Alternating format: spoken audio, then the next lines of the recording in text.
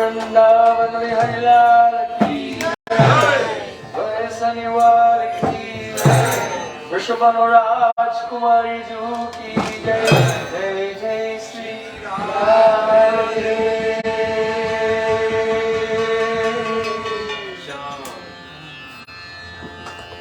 Hare Krishna,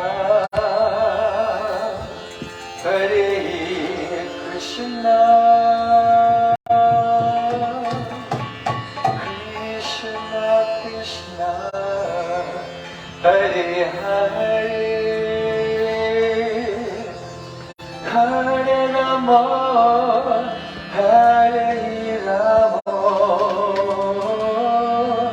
Rama Rama, Hare Hare, Hare Krishna, Hare Krishna, Krishna Krishna, Hare Hare, Hare Rama, Hare Rama, Rama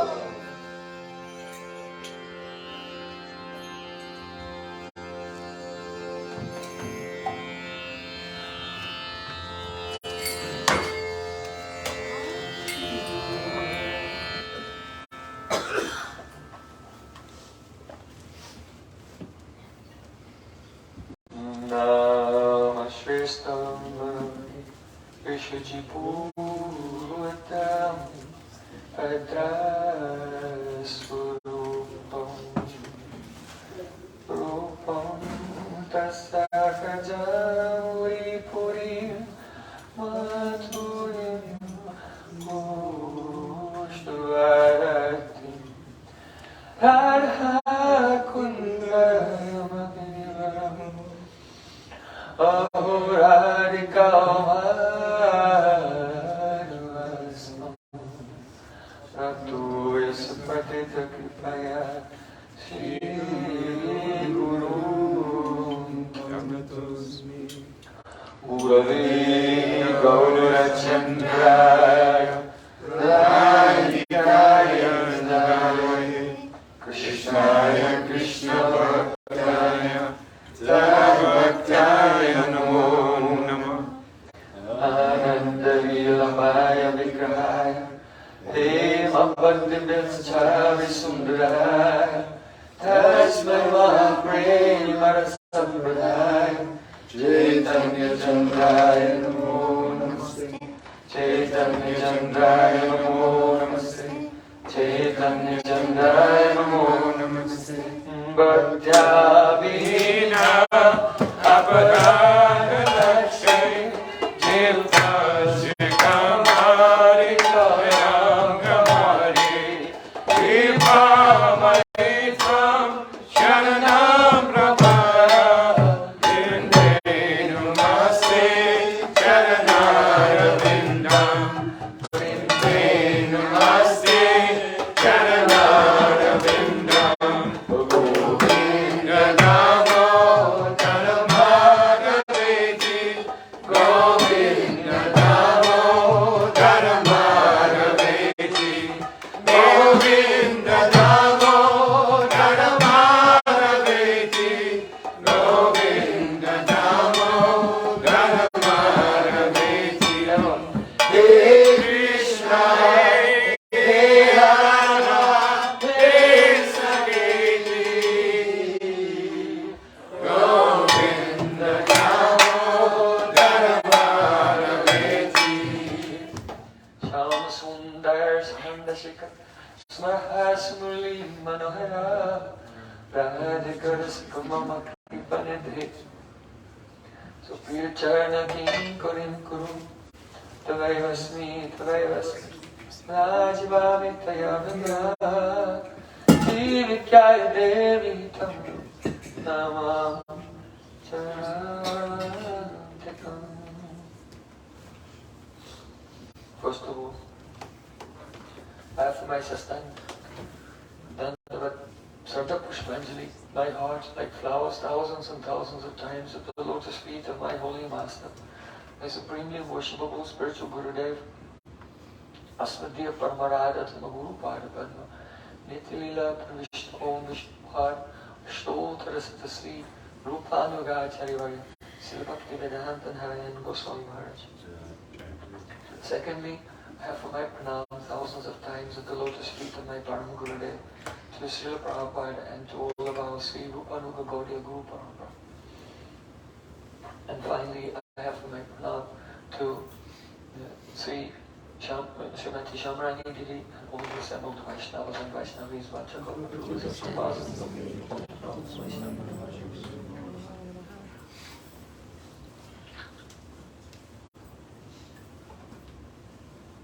Gaur Premanande!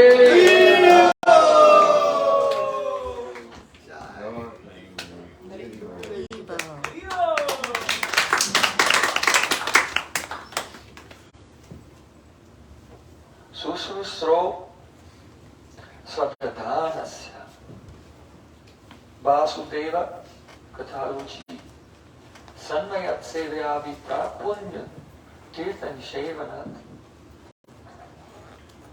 See, Sutra Goswami Pad, in the beginning of Srimad Bhagavatam, he said, by serving pure devotees, a very great service is done. The pure Vaishnavas, they are the holy Gitas. What is the necessity to visit the holy Dham? Only that if we are there, there's an opportunity, there will be a chance to meet with sadhus. And in their association, there may be a chance to serve those sadhus. And what is the fruit? What is the result? A great service is done by serving sadhus because it has a great result. And that great result is Vasudeva Kataruchi. That the living entity, it develops ruchi, taste in hearing about the supremely sweet, beautiful and loving, compassionate Brajendananda and Shyamasundar. See, Krishna of Vrindavan. This is the greatest fortune for the living being. So much so that then Sutra Goswami Pad, he says, Dharmasvanustita pungsa vispaksena katasuya nutpadayitadiratin srama eva hi kevalam. If you do so many practices, even practices of bhakti, but we don't develop the visaksena katasuya nutpadayitadiratin, some rati attachment to Harikatha, then everything that we have done was lost. It was a waste of time. Sram means labor for nothing. He, definitely. Kevalam, exclusively.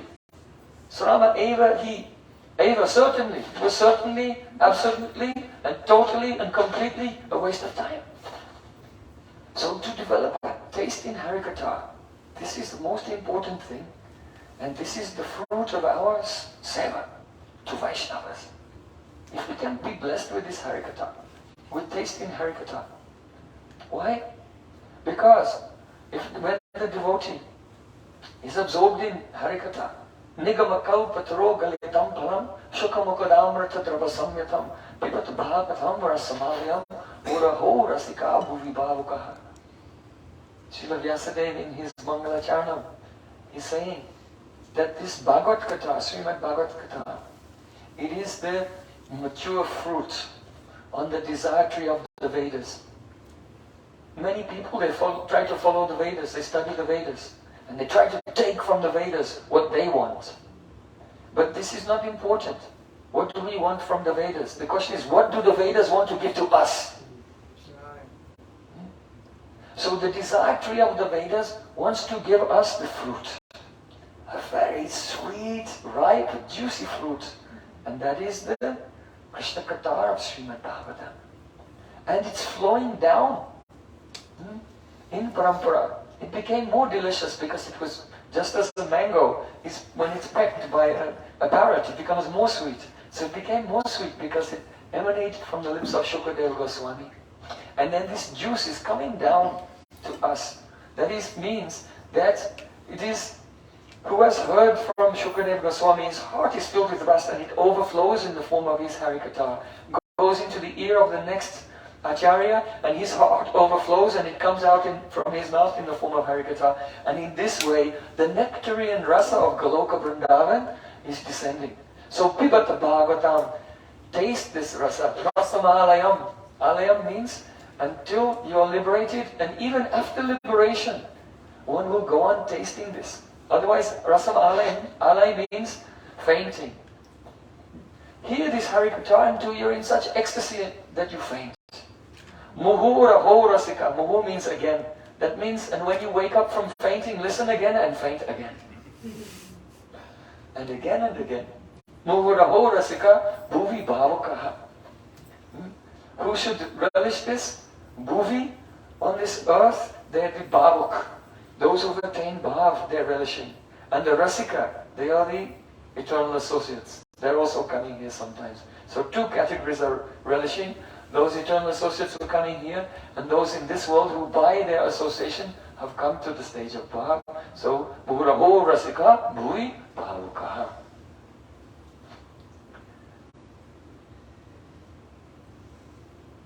All bhakti depends on sadhu sangha. So Shukadeva Goswami Pad describing sadhu sangha, Rupa Goswami Pad describing sadhu sangha, he has said, Srimad Bhagavatam asvado rasikay saha sajate ase snigde sadhu sangha swato bare. Sadhu sangha should be with bare. Bare means those who are significantly more advanced than ourselves. And Sajatayashe, those whose hearts are perfected and realized in the mood, the very mood for which we are aspiring. Same mood, Sajata. And Snigdha.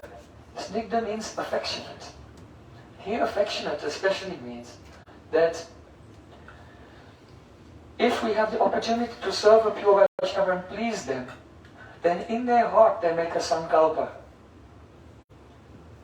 They may not say openly, but in the heart they make a sankalpa. Oh, you will be my Kripapatra. You will be the Kripapatra, the recipient of my mercy. So that when we have pleased the pure Vaishnava, and they've made that vow in their heart, you will be my Kripapatra, then this is called a Snigdha, affectionate association. So, Srila Gurudev, he is very expert at speaking the nectar of Srimad Bhagavatam, and especially he was the first person really who introduced the broader Vaishnava community to the nectar of Panchagita, 5 Geets in Srimad Bhagavatam. One of Gurudev's very first books that came in English was Venu Geet. And as you know, our Srimati Shamarani lady, she was inspired by Srila Gurudev to manifest beautiful painting, giving some essence of that, a window into that Venu Geet. So in Srimad Bhagavatam, there are 5 Geets. And these Geets are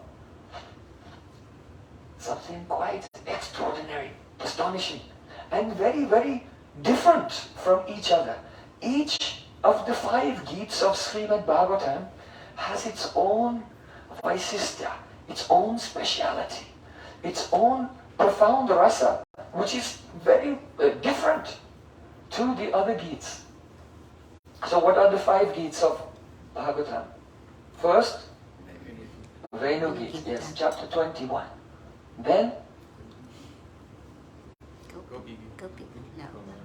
then Pranay Geet. Pranay Geet, chapter 29 of 10th canto.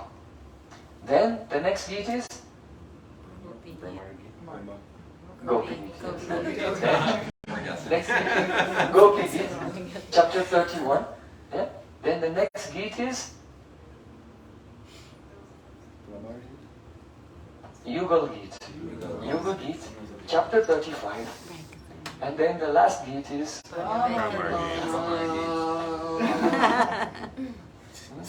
Brahman Geet, chapter 47 of the 10th canto. So these 5 Geets, they're very wonderful, and each one has its own Vaishishta, its own speciality, and also there is a evolution of Prem Rasa from one Geet to the next.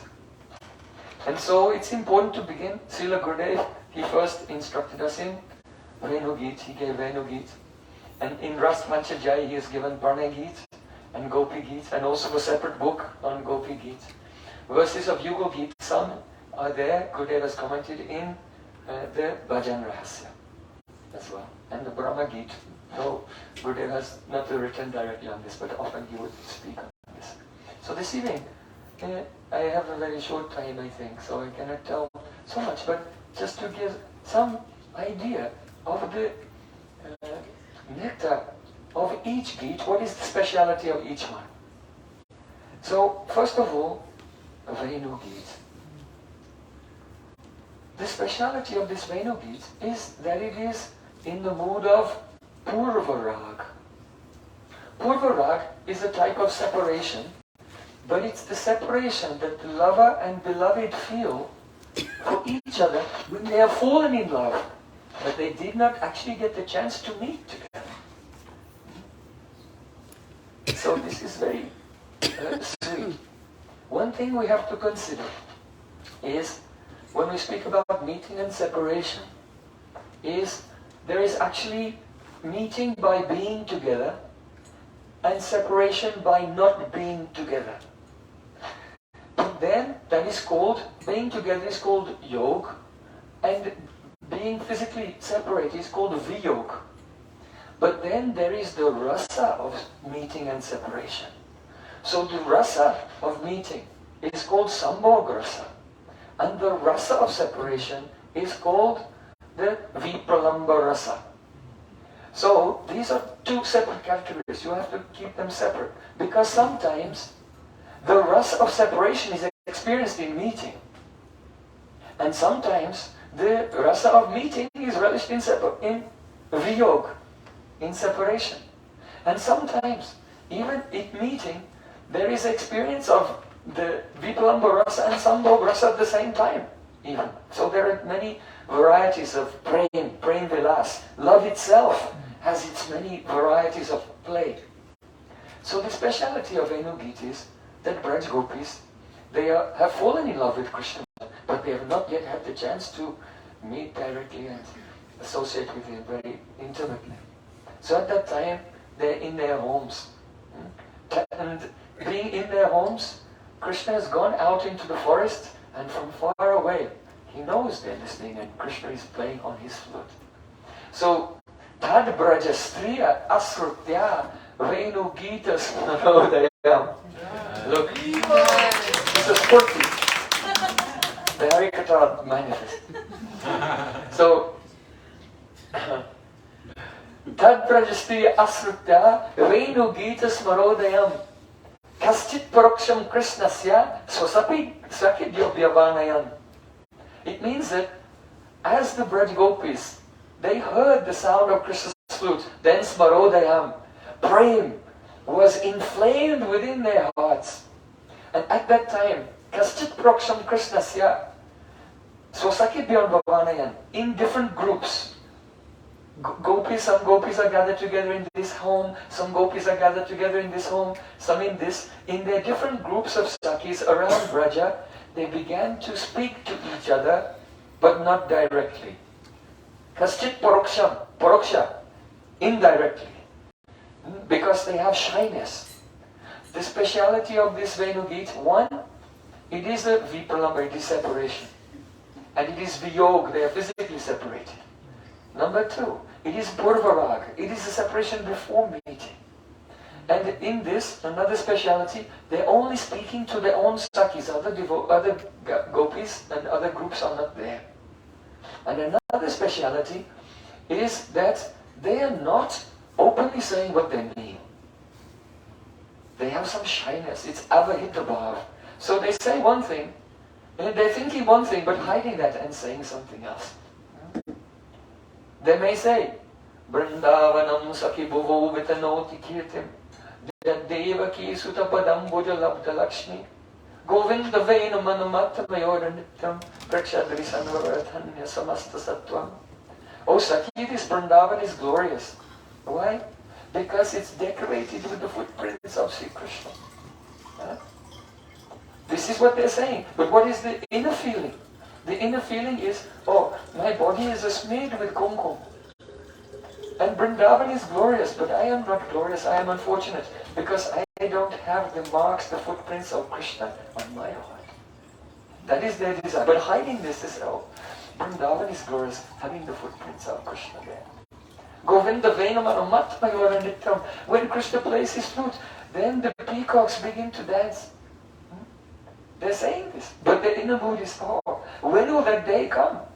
When Krishna will play his flute and I'll dance with him and please him by my dancing. So everything is hidden.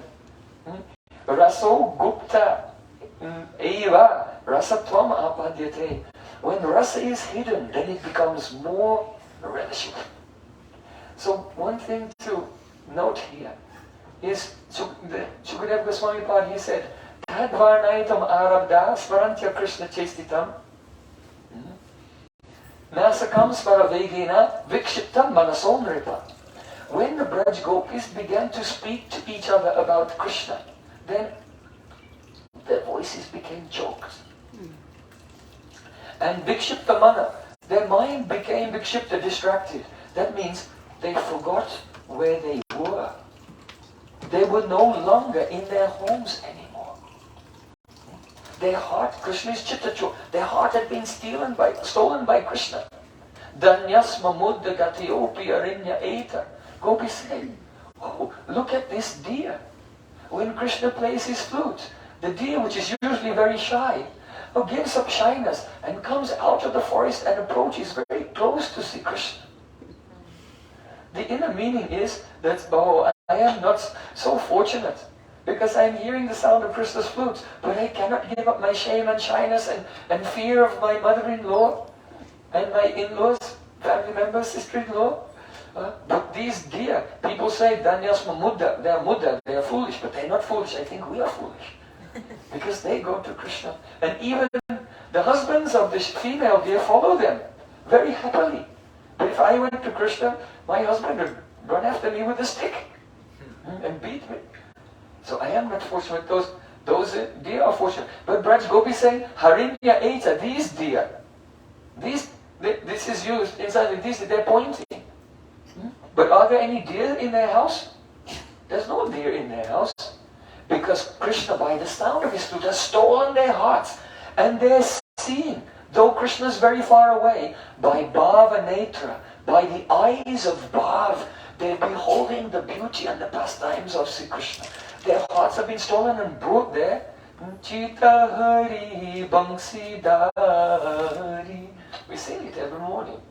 That Bangsidari, Krishna steals their heart and brings them. There's some rahasya in the sound of this flute. See? This sound of this flute is not an ordinary thing.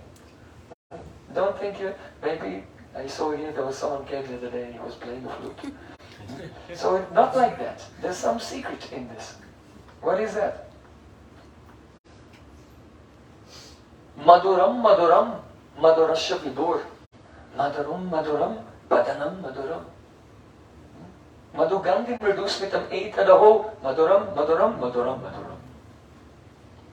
Braj Gopis say that Maduram Maduram Madurasya Vibur, the body of Krishna is the Madhur. Very, very sweet. Madhu Madhu. No word for it. Sweetness is not enough. Madhu Madhu. Madhu, the word Madhu, sweetness, means Manohari. Enchanting, stealing the heart. And sweetness means charuta. Charuta means that if Krishna is standing, he's so beautiful.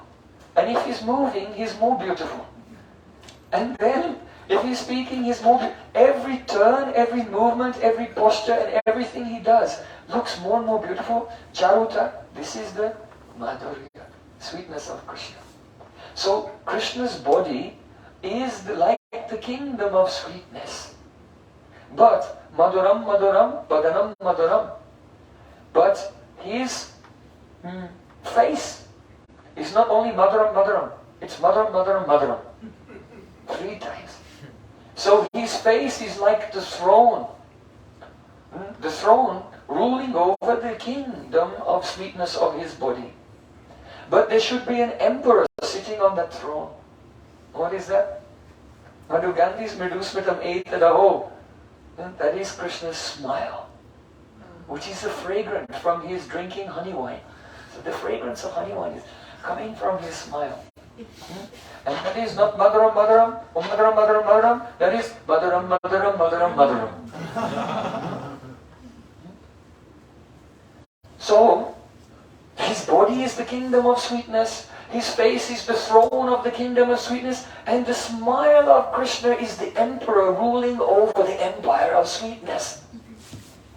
And when Radharani hears the sound of Sri Krishna's flute, then Rani says, Smita Kiran Sukha Pure Paisi Adara Madhure Se Madur Matai Tribhubone Bangsi Chidra Akasi Taraguna Shabda Paise Dvani Rupa Payo Pariname.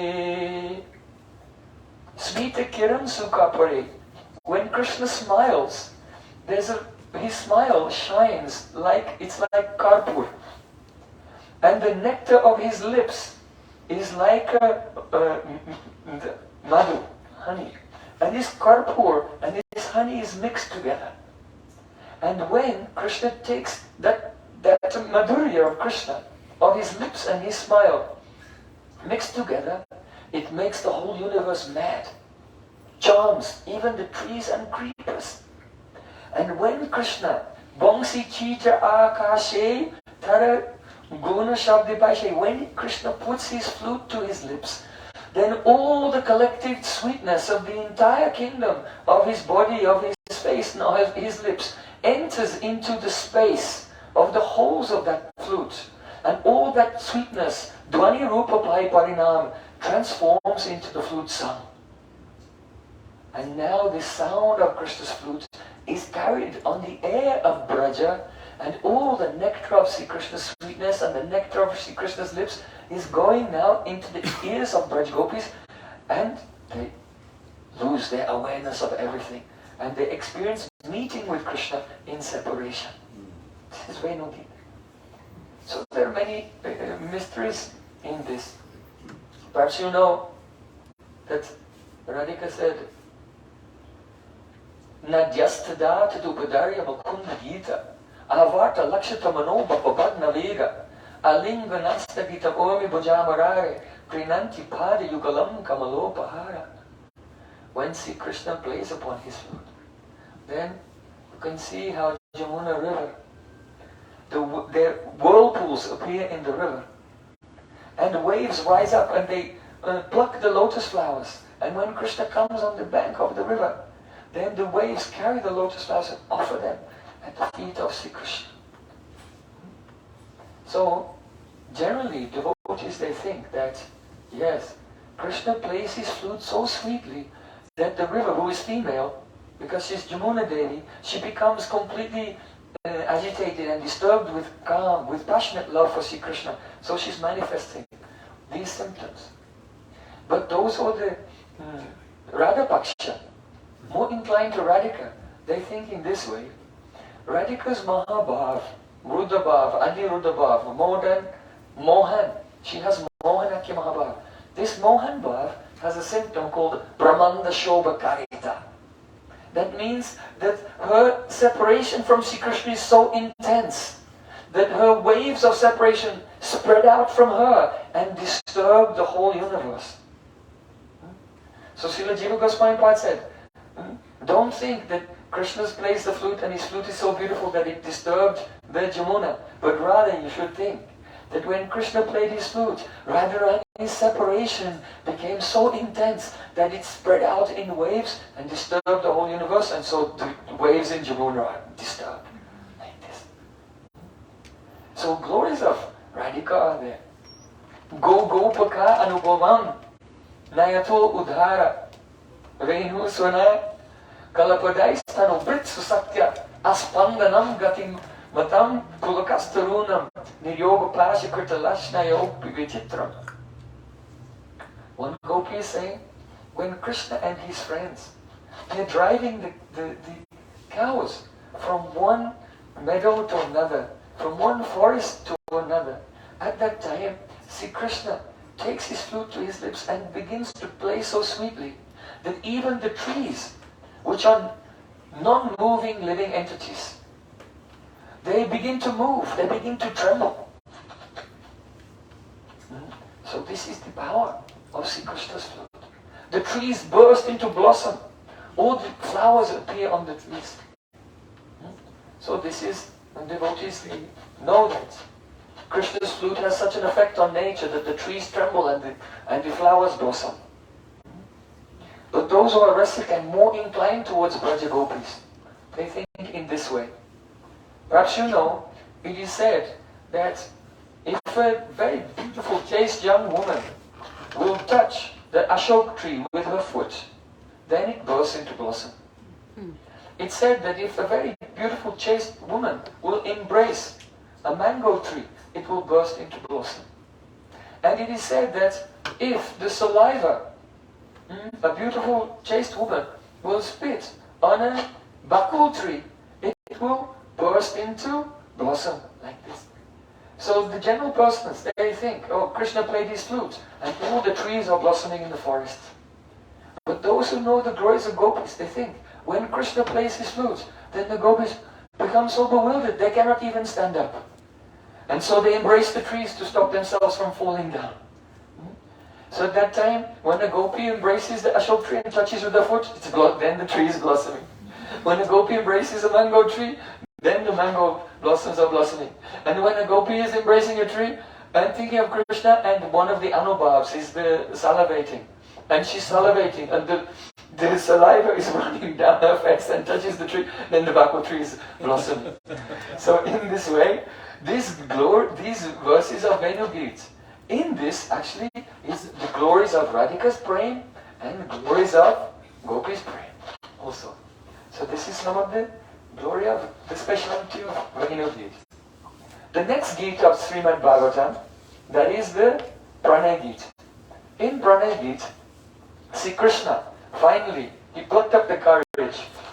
Bhagavana Pitara Trishadat Fullamalika Vikshurantamanastakre Yogamaya Bupasrita. He plucked up the courage to go into the forest in the middle of the night and came to Bangsi Bhat, and he played on his flute to call all of the gopis to come to meet with him in Rasalila, abandoning everything. They ran to meet him, and when they arrived there, then they bowed down, they touched his feet, and then they stood looking down.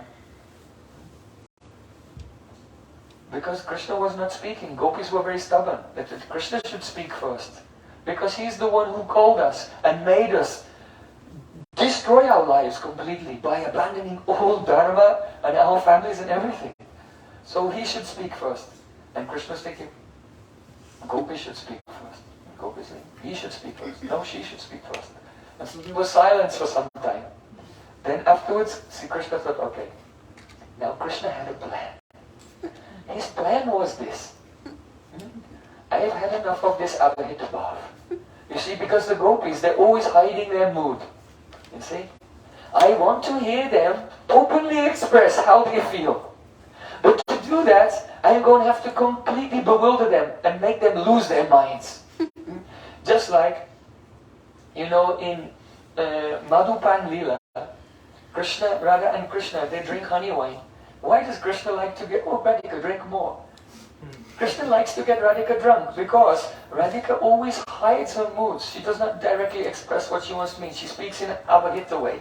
And that's also beautiful. Just like a beautiful woman who's wearing a very fine cloth, which is somewhat transparent and perhaps also wet. Then her beauty peeps out through the cloth. And she looks more beautiful with the covering, slight covering. But that doesn't mean that sometimes her beloved doesn't want to, that there should be no covering at all. So Krishna is the same. He relishes the rest of the sweetness of Gopi's words, which are abhahita, which are hidden. But that doesn't mean that sometimes he doesn't want to take the covering and hear Gopi speaking in a very shameless and direct way, expressing their love to him. So Krishna thought, I am going to completely destroy their intelligence by speaking in such a way that they won't even believe what their ears, what I'm saying. He decided. So then he told them, Swagatam Bo Mahabhaga. Welcome to the forest. Why did you come here? Is there some problem in your house? Rajani Esha Gaura Rupa Gaura Shatris Nisevata. This is a very dark and dangerous night, and ferocious animals are in the forest. And I am a Bhakta brahmachari. So now you've seen the beauty of the forest, and you should just now